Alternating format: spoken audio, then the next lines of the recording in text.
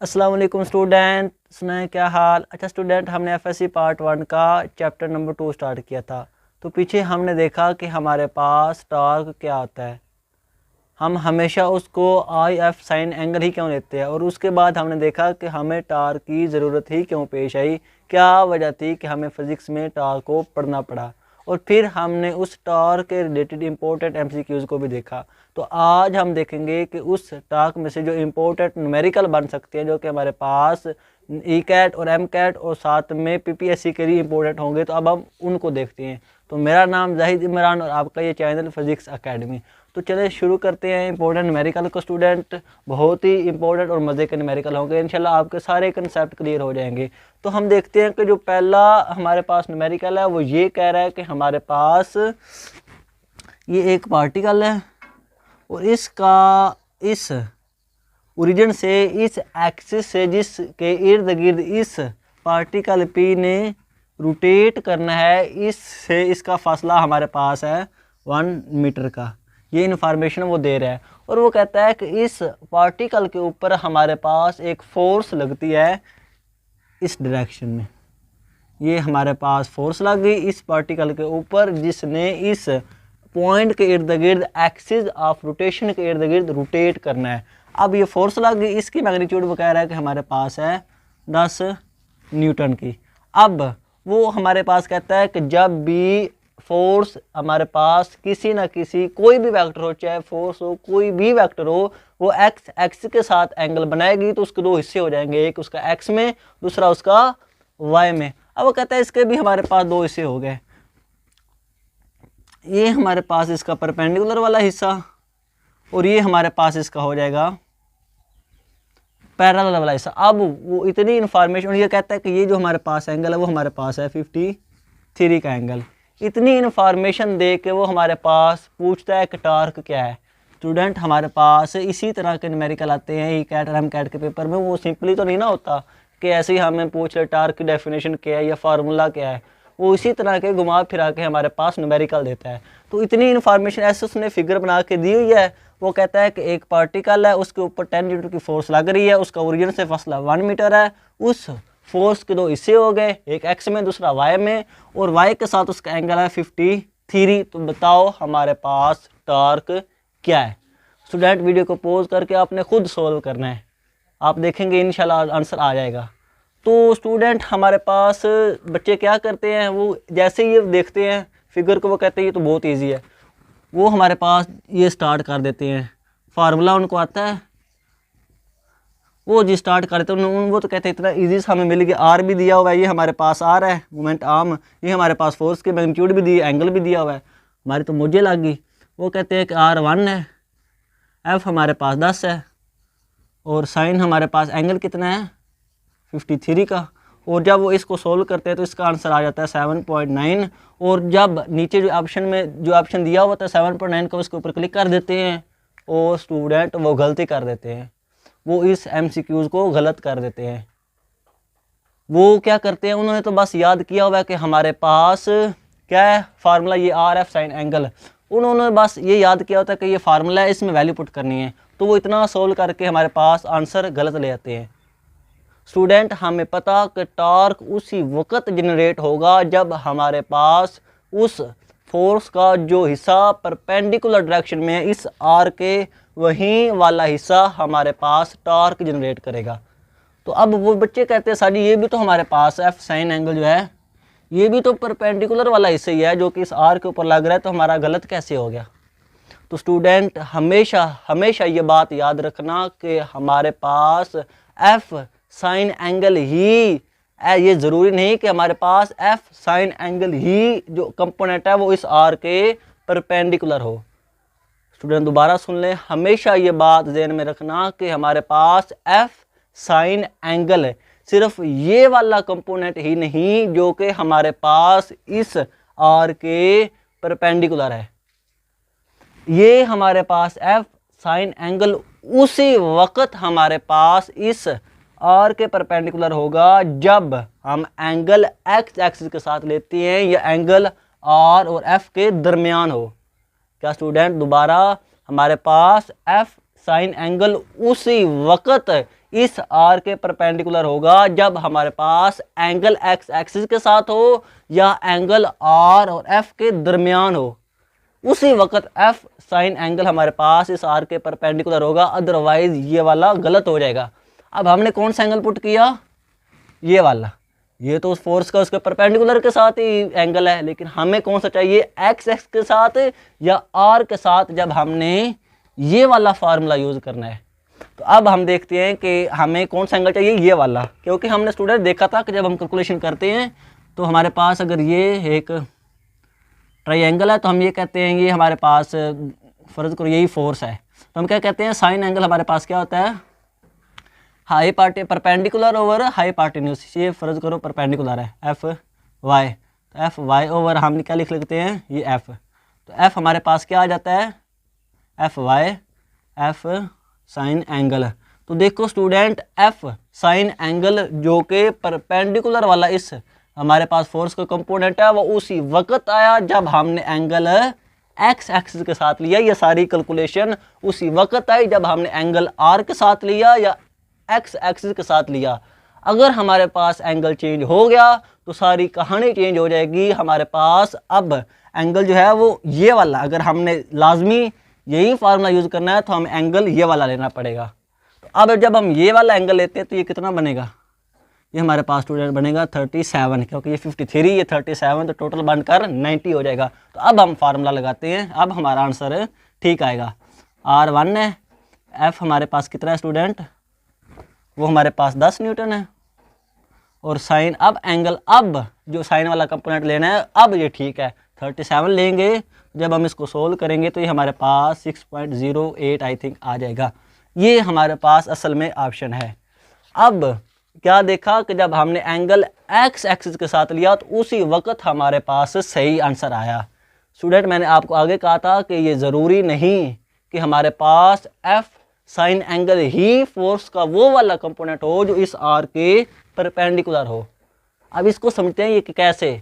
Student हमें पता कि टॉर्क उसी वक्त जनरेट होगा जब इस फोर्स का परपेंडिकुलर वाला हिस्सा इसके ऊपर इफेक्ट डालेगा। मतलब कि हमें ये चाहिए, ये वाला हमें हमारे काम का है। लेकिन हमने ये भी कहा कि ज़रूरी नहीं कि एफ साइन एंगल ही ये वाला कंपोनेंट हो, ये ज़रूरी नहीं कि एफ साइन एंगल ही ये वाला कंपोनेंट हो। ये उसी वक्त होगा जब एक्स एंगल इसके साथ होगा। लेकिन हमें तो एंगल ये दिया हुआ है, सपोज करो हमें मतलब कि हम इसी को यूज़ कर रहे हैं, हम इसी एंगल को यूज़ करना चाहते हैं, हम इसको नहीं करते। ये कितना था 53।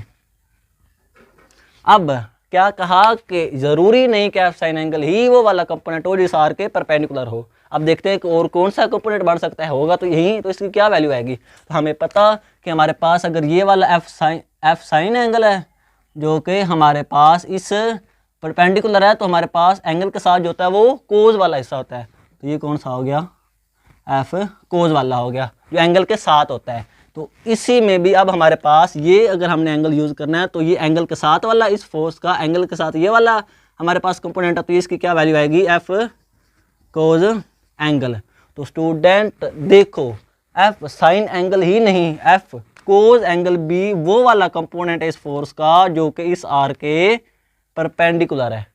क्या स्टूडेंट दोबारा, एफ कोज एंगल भी हमारे पास वो वाला फोर्स का कंपोनेंट है जो कि इस आर के परपेंडिकुलर है, लेकिन उस वक्त जब हम एंगल ये वाला यूज़ करें। देखो स्टूडेंट आपने जो भी फार्मूले होते हैं उसके पीछे जो फिजिक्स होती है उसको ज़हन में बिठा के पेपर में बैठना है। ऐसे नहीं कि आपने बस फार्मूले याद करके तो चले जाना है, उसके पीछे जो फिजिक्स छुपी हुई है उसको भी ज़हन में माइंड में रखना है कि ये वाला तब होगा जब हम एक्स के साथ लेंगे एंगल या आर के साथ लेंगे। लेकिन अगर हमने ये वाला एंगल यूज़ करना है तो जैसे एंगल चेंज हो गया इसी तरह हमारे पास कंपोनेंट का भी चेंज हो जाएगा, कहानी भी चेंज होएगी। अब हमारे पास एफ कोज एंगल भी हमारे पास इस 1 मीटर के परपेंडिकुलर हो। जब हम इसको सोल्व करेंगे स्टूडेंट तो फिर सेम आंसर आएगा जिस तरह अब हमारे पास क्या आ जाएगा, आर एफ। देखो स्टूडेंट हमारे पास फार्मूले चेंज हो गया। हम तो बस कब से यही पढ़ते आ रहे थे जैसे कि torque is equal to R F sine angle, हम बस यही याद करते थे। लेकिन देखो इधर हमारे पास आर एफ कोज एंगल हो गया, एंगल चेंज हुआ, कहानी भी चेंज होगी। ये नहीं कि हमारे पास लाजमी साइन वाले लेगा, कंपोनेंट वो लेना है, ये बात है, कंपोनेंट वो वाला लेना है जो आर के परपेंडिकुलर हो। अब लाजमी नहीं कि एफ साइन ही परपेंडिकुलर होगा, एंगल चेंज हुआ तो एफ कोज आ गया, तो ये भी हमारे पास इस आर के परपेंडिकुलर है। जब हम इसमें वैल्यू पुट करेंगे 1 10 और कोज एंगल, अब हमने स्टूडेंट कौन सा एंगल लिया है, ये वाला, हमने ये वाला एंगल यूज़ किया 53 वाला। जब हम इसमें वैल्यू पुट करेंगे तो हमारे पास सेम आंसर 6.08 आ जाएगा। बेशक आप स्टूडेंट कैलकुलेटर के ऊपर सोल्व कर लेना। तो ये कंसेप्ट था इस न्यूमेरिकल में कि हमारे पास हमेशा एफ साइन एंगल ही ऐसा कंपोनेंट नहीं जो कि आर के परपेंडिकुलर हो। जब एंगल चेंज हुआ तो खानी भी चेंज होगी, तो आपने इसको माइंड में रखना है। ये था हमारे पास पहला न्यूमेरिकल। अब देखते हैं जो दूसरा न्यूमेरिकल था। आई होप आपको अच्छी तरह समझ आ गई है। अब जो दूसरा न्यूमेरिकल है वो हमारे पास ये है। वो ये कहता है कि हमारे पास एक बॉडी है, एक ऑब्जेक्ट है जिसका मैस है 1 किलोग्राम।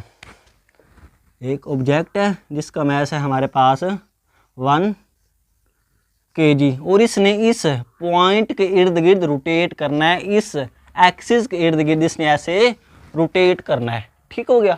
अब इस ओरिजिन से इस पॉइंट का जो फासला है वो हमारे पास अगेन क्या है, हमारे पास 1 मीटर, जो कि हमारे पास कहलाएगा r। अब वो कहता है कि इस पार्टिकल के ऊपर फोर्स लगाई और वो चला गया इधर, ये वाला पार्टिकल अब इधर आ गया, और इसने एंगल कितना कवर किया, ये वाला 30 का। तो अब फोर्स हमने लगाई तो ये इसने एंगल कवर कर लिया 30 का। पार्टिकल इधर आ गया, इसने ऐसे रोटेट करना है ऐसे, लेकिन हमने इतनी फोर्स लगाई कि वो सिर्फ वो इधर ही आ पाए। अब फोर्स उसने लगाई हमने, लेकिन वो पूछ ये रहा है कि टार्क बताओ ड्यू टू ग्रेविटी। क्या स्टूडेंट वो क्या पूछ रहा है, टार्क बताओ ड्यू टू ग्रेविटी। क्या पूछ रहा है, torque due to gravity. Gravity की वजह से हमारे पास जो टॉर्क जनरेट हो रहा है उस पार्टिकल के ऊपर, आप वो बताओ, वो ये पूछ रहा है। अब हम देखते हैं कि हमारे पास कैसे निकालेंगे। तो हमने देखा कि हमारे पास ग्रेविटी की जो फोर्स होती है वो हमेशा नीचे की तरफ होती है, ये तो सबको पता। अब हमारे पास ये जनाब ग्रेविटी की फोर्स लग रही है, और इस हमारे पास जब ग्रेविटी की फोर्स इसके ऊपर लगेगी मैस के ऊपर, तो हमारे पास वेट आएगा जो कि हमारे पास होता है mg, और ये हमारे पास हमेशा वेक्टर क्वांटिटी होती है। वेट हमारे पास वेक्टर क्वांटिटी होती है, फोर्स और वेट एक ही है। देखो F is equal to m में न्यूटन का जो सेकंड ला था। अब एक्सेलरेशन कौन सा है, ग्रेविटी वाला था, हमने एक ही जगह g रख दिया, और ये क्या बन गया, वेट, जो कि एक फोर्स है और नीचे की तरफ है। अब हमने निकालना है ग्रेविटी की वजह से इस के ऊपर इफेक्ट, इस पार्टिकल के ऊपर टॉर्क निकालना है। तो हम क्या करेंगे, हमें पता कि जब अब हम इसके वेट के फोर्स के कंपोनेंट हो जाएंगे। जिस तरह हमारे पास फोर्स एंगल बनाती है तो उसके हिस्से हो जाते हैं, अब इसी तरह हमारे पास इसके भी हिस्से हो जाएंगे।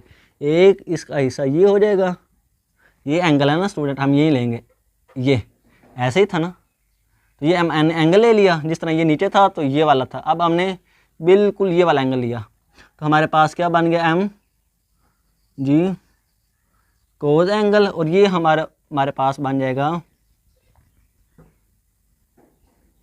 mg sign angle. अब वो यही कह रहा है कि ड्यू टू ग्रेविटी की वजह से जो टॉर्क जनरेट हुआ है आप वो बताओ। अब हमें क्या चाहिए, हमारे पास ये वाला अब हम चाहिए हमें। हमने देखा कि टॉर्क उसी वक्त पैदा होगा जब हमारे पास फोर्स का परपेंडिकुलर वाला हिस्सा उस आर के ऊपर, मोमेंट आर्म के ऊपर इफेक्ट करेगा।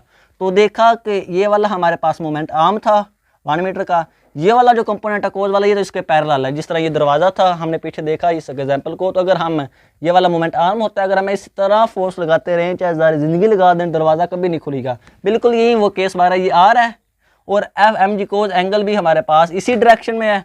तो ये वाला इफेक्ट, ये वाला कंपोनेंट इसके ऊपर कोई इफेक्ट नहीं डालेगा। कौन सा इफेक्ट डालेगा, mg साइन वाला हिस्सा, ये कंपोनेंट हमारे पास इस r के ऊपर इफेक्ट डालेगा। अब हमने टार्क का फार्मूला यूज़ कर लेना, हमारे पास काम बन गया। ये वाला कंपोनेंट हमें चाहिए था, वो हमें मिल गया। हमें पता है टार्क क्या होता है, r और f। अब हमें पता है कि फोर्स अगर सारी परपेंडिकुलर हो फिर तो हमारे पास आर एफ सिंपली आ जाता है साइन एंगल, लेकिन यहाँ पर सारी की सारी परपेंडिकुलर में नहीं है, उसका कंपोनेंट है, तो हमारे पास ये साइन एंगल आ जाएगा। अब हमारे पास स्टूडेंट क्या है, आर तो हमारे पास है, लेकिन एफ फोर्स अब हमारे पास कौन सी है, ये mg वेट फोर्स है, तो हम इसी को लिखेंगे। साइन एंगल आ गया। अब हमें वैल्यू सिर्फ पुट करनी है, हमारा सारा काम बन गया। ये हमारे पास एंगल उसी तरह आर के साथ है, तो हम ये वाला फार्मूला यूज़ कर सकते हैं। ये एंगल इसके साथ है ना स्टूडेंट, तो हम ये वाला फार्मूला यूज़ कर सकते हैं।